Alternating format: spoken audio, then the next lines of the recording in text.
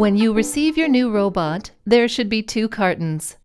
The smaller one contains the control box, and the larger one contains the robot.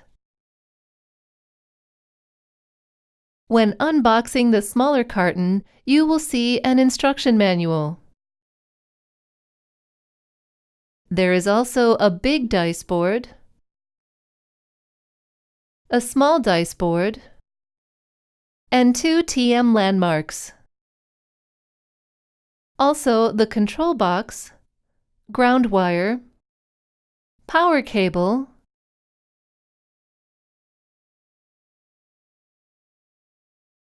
the end module digital I/O, analog I/O cable, and robot stick.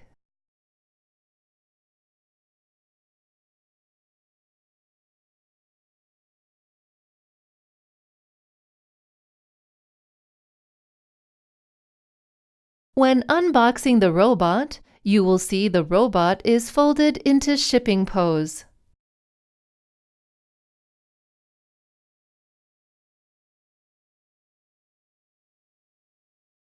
The I/O panel is at the bottom of the control box.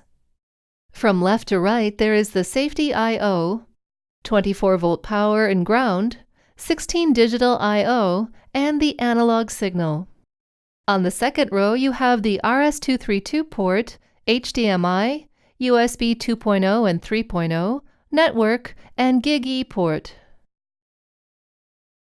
To install your robot, use the M10 screws on the robot's base.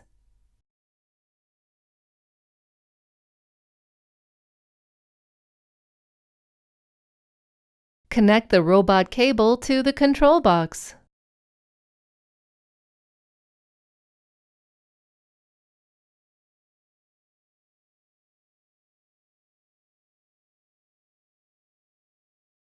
And connect the AC power. Press down on the e-stop button and turn on the power, and then immediately release the e-stop. You will see red, green, and blue flashing lights on the robot stick. The end module on the robot will also be flashing with a red light. After a few seconds, the end module light will turn from red to light blue. Now you can press and hold the Free button and drag the end module to create a safety distance to avoid the robot colliding with itself. Press and hold the Stop button for 4 seconds. Then the robot will instantly go to auto mode. Press the MA button to switch to manual mode. At last, you can now use the hand guiding method to start a new project.